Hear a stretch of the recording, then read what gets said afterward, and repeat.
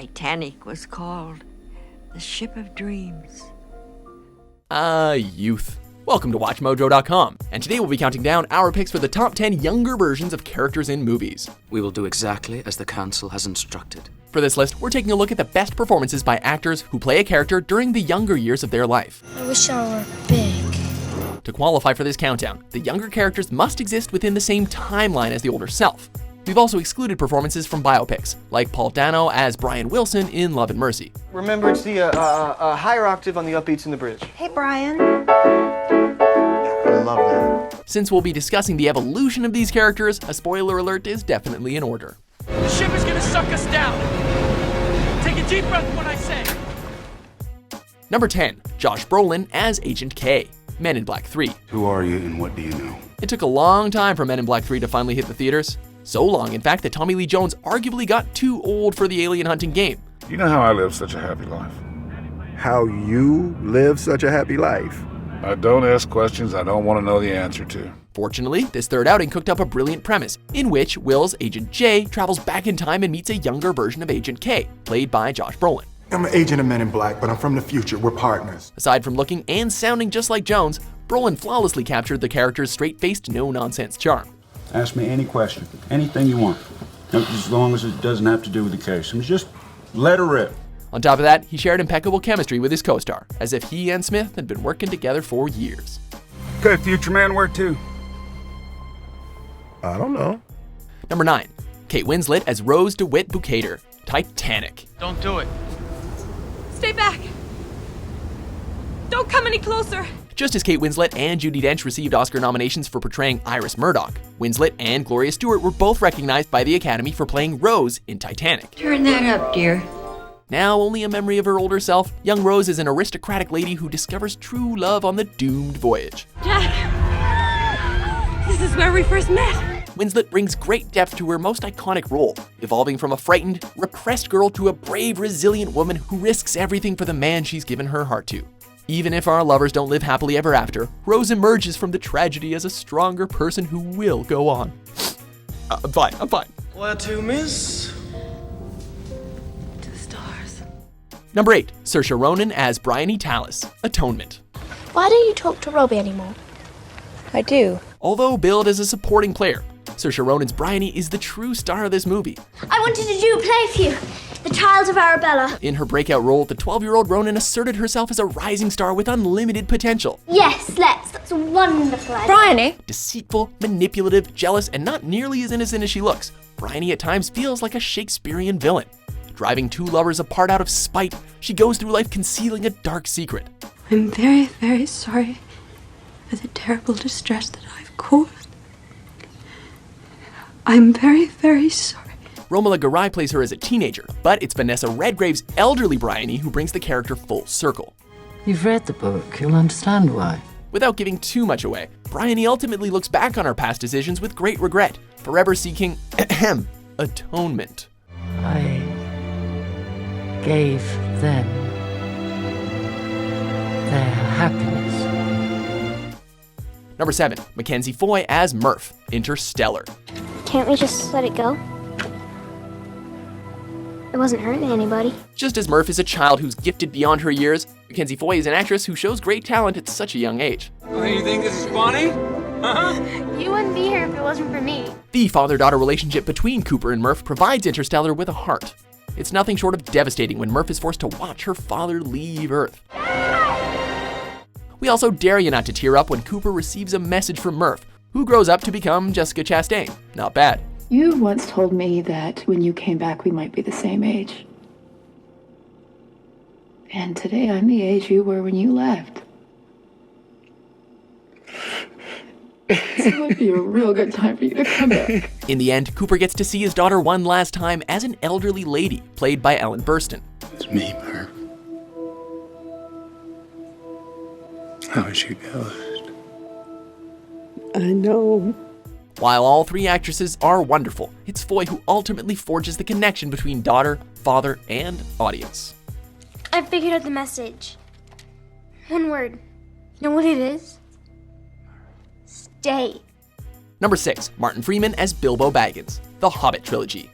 Can I help you? The adventures of Bilbo Baggins were only hinted at in the Lord of the Rings trilogy, where Ian Holm played the character in his twilight years. I feel thin, sort of stretched, like butter scraped over too much bread. I need a holiday.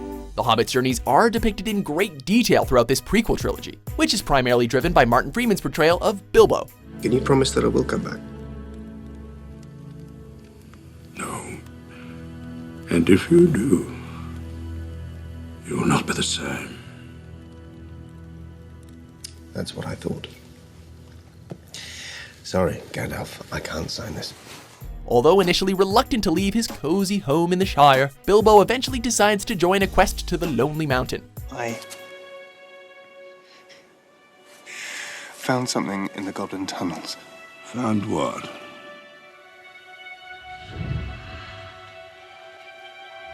What did you find? My courage. Along the way, the apprehensive hobbit evolves into a confident traveler and a voice of reason. Remember everything that happened, the good, the bad. And how lucky I am that I made it home. All the while, Freeman acts as a likable, endearing presence. Sorry about that. Number 5, Zachary Quinto as Spock, Star Trek franchise. Live long and prosper. When it was announced that Star Trek would be rebooted, fans were skeptical about the next generation of actors. Security, seal the engineering deck. We have intruders in turbine section 3. Set phasers to stun. Fortunately, the new Starship Enterprise crew had a marvelous cast across the board, especially Zachary Quinto's Mr. Spock. The doctor does have a point, Captain. Don't agree with me, Spock. It makes me very uncomfortable. Quinto maintains the character's logical mindset, while also bringing a surprising amount of humanity to the half-human, half-Vulcan, making the role his own. This indicates that you plan to align with Khan, the very man we were sent here to destroy. Through time travel, Quinto's younger Spock is even able to share a couple of moments with Spock Prime, played by the great Leonard Nimoy. Spock, in this case, do yourself a favor. Put aside logic. Do what feels right. Although Nimoy's passing saddened us all, it's comforting to know that the character has been left in good hands. Captain, the ships are aligned. Number 4, Ewan McGregor as Obi-Wan Kenobi, Star Wars franchise. Do not defy the Council, Master, not again. There's really not a ton of stuff to enjoy about the Star Wars prequels, but Ewan McGregor's Obi-Wan Kenobi is definitely a force to be reckoned with nonetheless.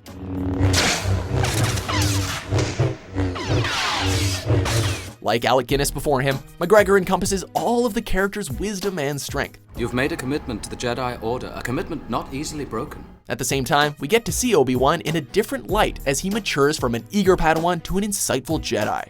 Do you like your army? I look forward to seeing them in action. Despite being stuck with a horrible line of dialogue every once in a while, I have seen a security hologram of him killing younglings. McGregor hardly ever hits a false note. But be patient, Anakin.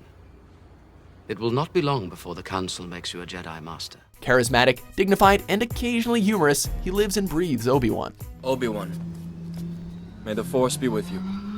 Goodbye, old friend. Number 3, Joseph Gordon-Levitt as Joe, Looper.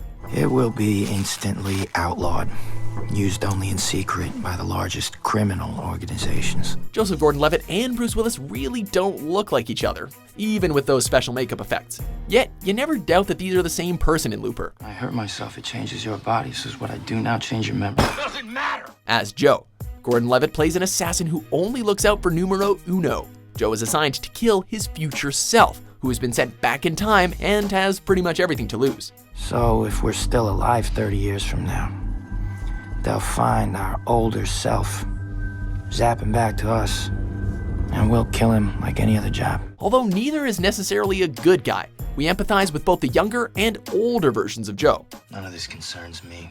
This is gonna happen to you, It happened to you, it doesn't have to happen to me. Gordon-Levitt in particular shows a significant range as he transitions from a selfish loner to a man willing to jeopardize his own future for others.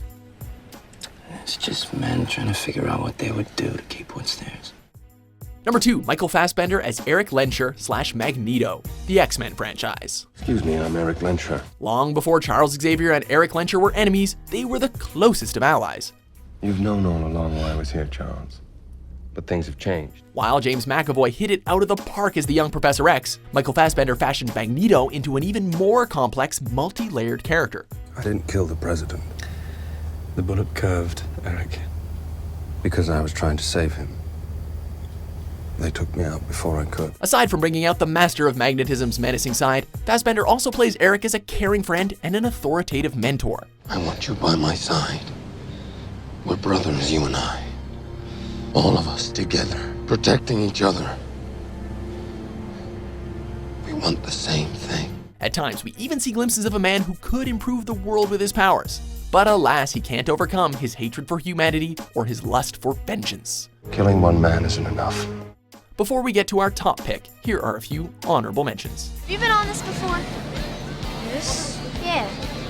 Yes. Is it scary? Yes. So it's not gonna be easy. It's gonna be really hard. And we're gonna have to work at this every day, but I wanna do that because I want you. I want all of you, forever, you and me, every day. Be sure to keep in touch, Cece, okay? Well, sure. Friends, aren't we?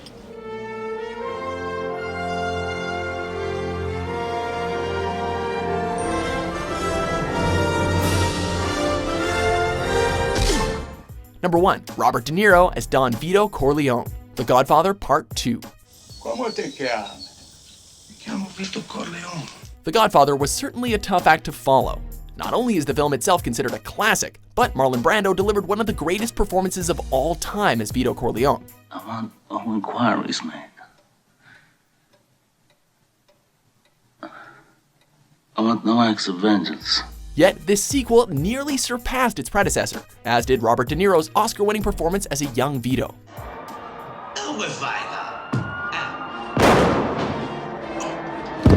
De Niro masterfully embodies this character as he progresses from a lowly immigrant struggling to make ends meet to the most powerful man in New York.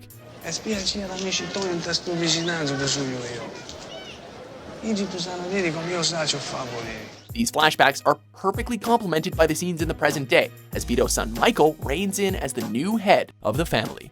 My father taught me many things here. He taught me in this room. He taught me, keep your friends close, but your enemies closer. Do you agree with our list? What's your favorite younger portrayal of a character? If you would clarify, Minister. To what disadvantage are you referring? For more entertaining top 10s published every day, be sure to subscribe to WatchMojo.com. Dad! Dad! Oh. It's important. Wait. Count to 20. No, Dad, you listen. Junior!